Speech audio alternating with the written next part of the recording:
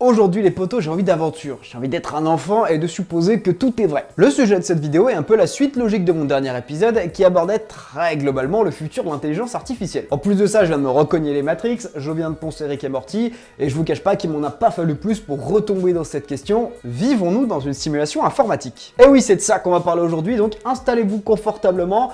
What's up tout le monde, j'espère que vous allez bien et bienvenue dans ce 24e épisode.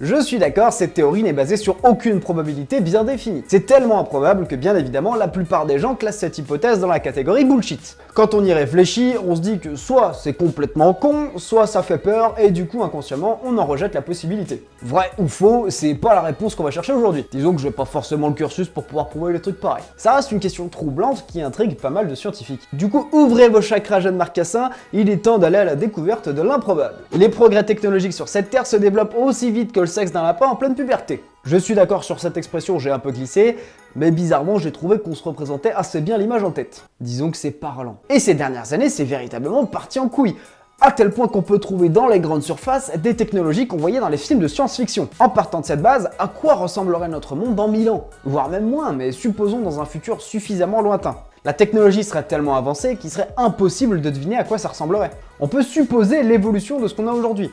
Genre vaisseau spatial ou ce genre de choses qui font la beauté de la science-fiction. Mais je me permets de vous rappeler qu'il y a 10 ans, personne n'aurait mis un billet sur les smartphones.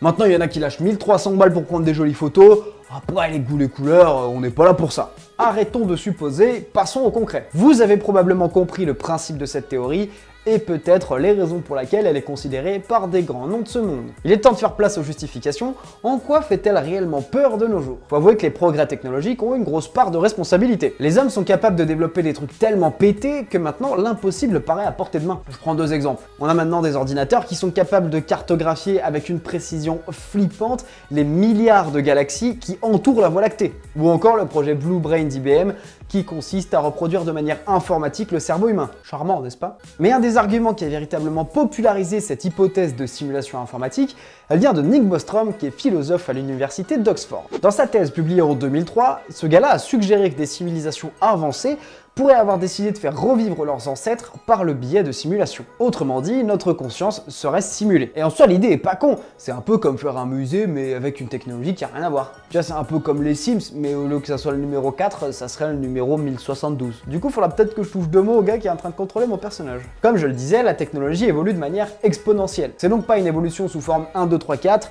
mais sous forme 2, 4, 8, 16, 32, 64.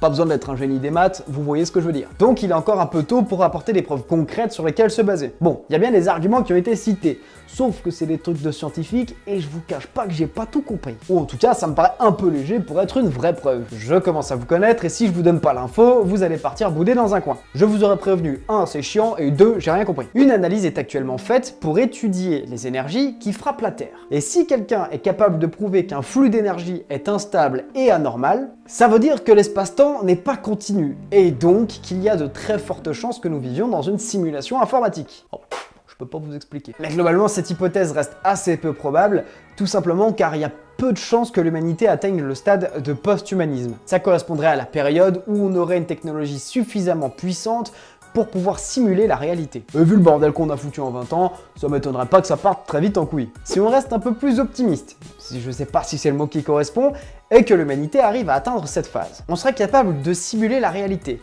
Donc de prouver que nous vivons dans une simulation. Sauf que si c'est le cas, ça veut dire que nos créateurs vivent probablement dans une autre simulation, qui vivent eux-mêmes dans une autre simulation, en sachant que chacun aurait des avancées technologiques différentes. Et ça voudrait aussi dire que tu pourrais paramétrer tes simulations pour analyser plus en détail certains phénomènes. Attends, imagine le jeu Plague Inc. en simulation de réalité. Le jeu consiste quand même à créer un virus pour contaminer toute la planète et pour détruire l'humanité. Bah eux, ils pourraient s'inspirer de ça pour faire évoluer leur propre médecine. C'est à partir de ce moment-là que je me suis permis d'arrêter de réfléchir, sinon j'allais me mettre dans un coin et chialer. Quoi qu'il en soit, je doute qu'on soit capable de prouver cette hypothèse dans les prochaines années. On vient juste de réussir de créer des disques durs dans Minecraft en empilant des blocs et ça m'a fait halluciner. Perso, je suis pas prêt pour la suite. Mais j'aime garder en tête que c'est une hypothèse qui n'est pas impossible. Si quelqu'un arrive un jour en me disant « Salut les potes, vous vivez dans une simulation », ça veut dire que ça remettra en question tous les acquis de l'humanité, et je pense que c'est un moment assez cool à vivre. Enfin bon, j'espère que vous allez très mal dormir en gardant cette petite idée en tête. Sur ce, j'espère que vous aurez kiffé cet épisode.